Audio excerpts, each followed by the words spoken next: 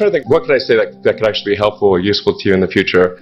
And I thought I'd perhaps tell the story of how I sort of came to be here. How did some of these things happen? And maybe there's some lessons there, because I often find myself wondering, how did this happen? So when I was young, I didn't really know what I was going to do when I got older. People kept asking me, and eventually I thought that the idea of inventing things would be really cool. And the reason I thought that was because I read a quote from Arthur C. Clarke, which said that a sufficiently advanced technology is indistinguishable from magic. And that's really true.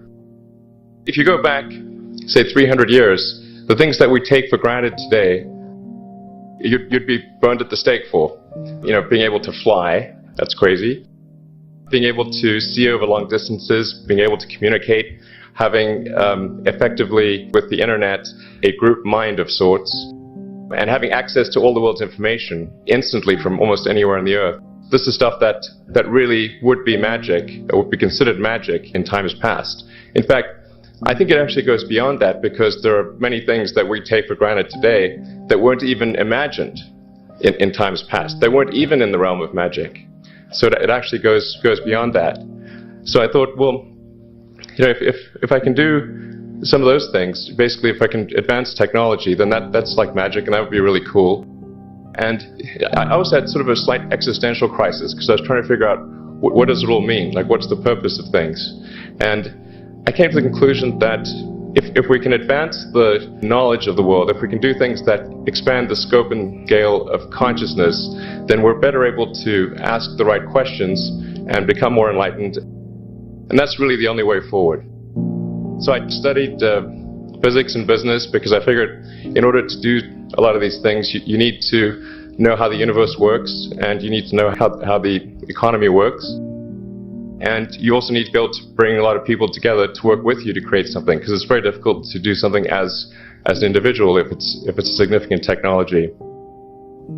So I originally came out to California to try to figure out how to improve the energy density of electric vehicles, basically to try to figure out if there was an advanced capacitor that could serve as an alternative to batteries.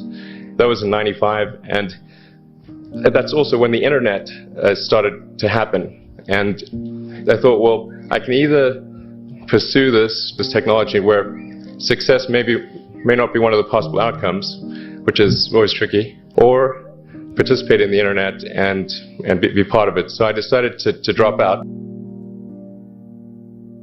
Did some internet stuff.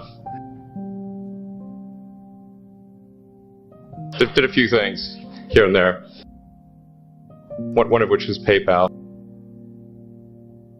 And I think maybe it's helpful to say one of the things that was important then in the creation of PayPal was kind of how it started, because the initial thought was with PayPal was to create an agglomeration of financial services, so to have one place where all of your financial services needs would be seamlessly integrated and work smoothly. And then we had like a little feature which was to do email payments.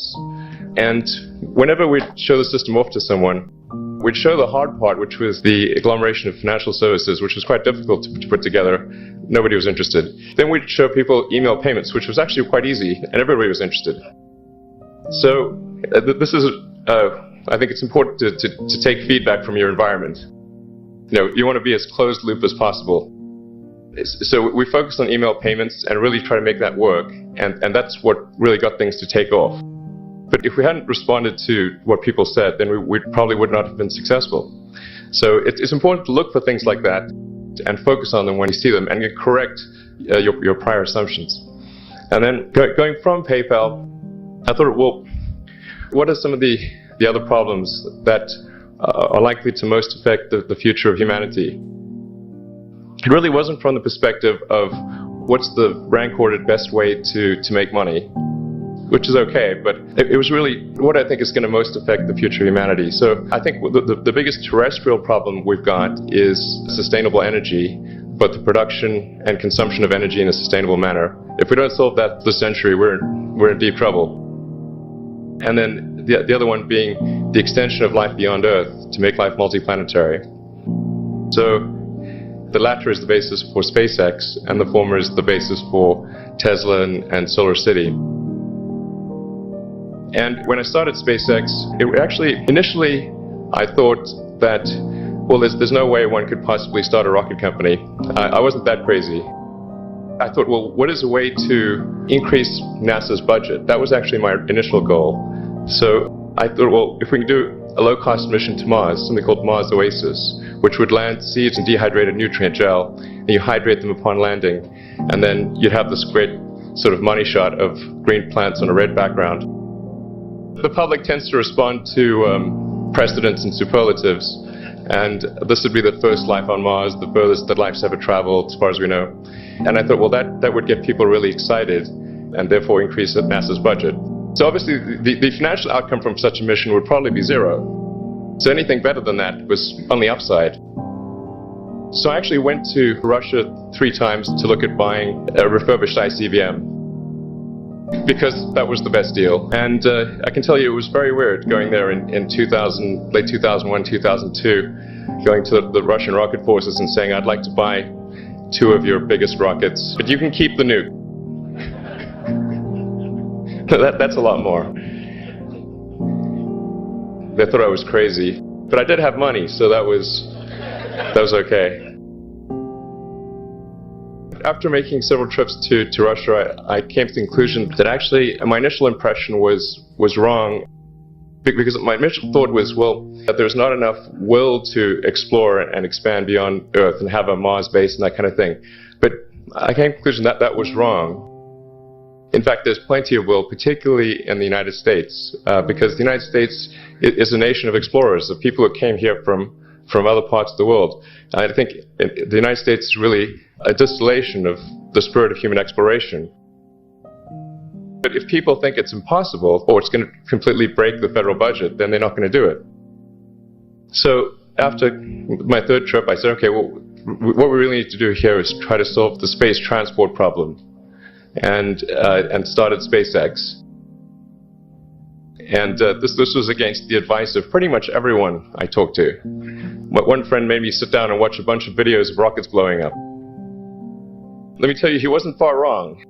It was tough going there in the beginning, because I'd never built anything physical. I mean, I'd built like little model rockets as a kid and that kind of thing, but I'd never had a company that built anything physical. So I had to kind of figure out how to do all these things and bring together the right team of people. And so we did all that and then failed 3 times. It was tough going. Because the thing about a rocket is the passing grade is 100%. And you don't get to actually test the rocket in the real environment that it's going to be in.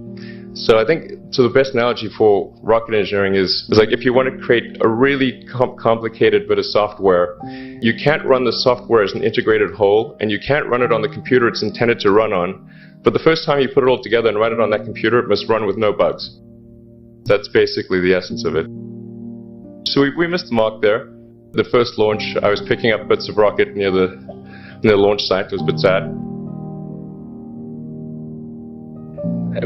But we learned with each successive flight, and were able to, eventually with the 4th flight in 2008, reach orbit.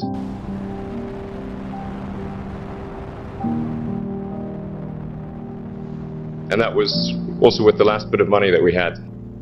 So, thank goodness that happened. I think the saying is 4th time's the charm. So we got the Falcon 1 to orbit, and then began to scale that up to the Falcon 9, which is about an order of magnitude more thrust. It's around 1 million pounds of thrust. And we managed to get that to orbit, and then developed Dragon spacecraft, which recently was able to dock and return to Earth from the space station. That was a white-knuckled event. It's a huge relief. Still can't quite believe it actually happened. But there's a lot more that must happen beyond this in order for humanity to become a spacefaring civilization, ultimately a multi-planet species. And that's something I think it's vitally important, and I hope that some of you will participate in that, either at SpaceX or at other companies, because it's just really one of the most important things for the preservation and extension of consciousness.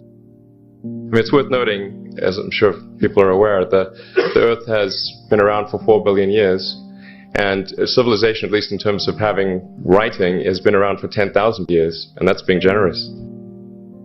So it's really somewhat of a tenuous existence that civilization and consciousness as we know it has been on Earth. And I think I'm actually fairly optimistic about the future of Earth. I don't want to sort of people to have the wrong impression that I think we're all about to die. I think things will most likely be okay for a long time on Earth. But not for sure, but most likely. But even if it's sort of 99% likely, a 1% chance, it's still worth spending a fair bit of effort to ensure that we have backed up the biosphere, planetary redundancy, if you will. So I think it's really quite important. And in order to do that, there's a breakthrough that needs to occur, which is to create a rapidly and completely reusable transport system to Mars, which is one of those things that's right on the borderline of impossible.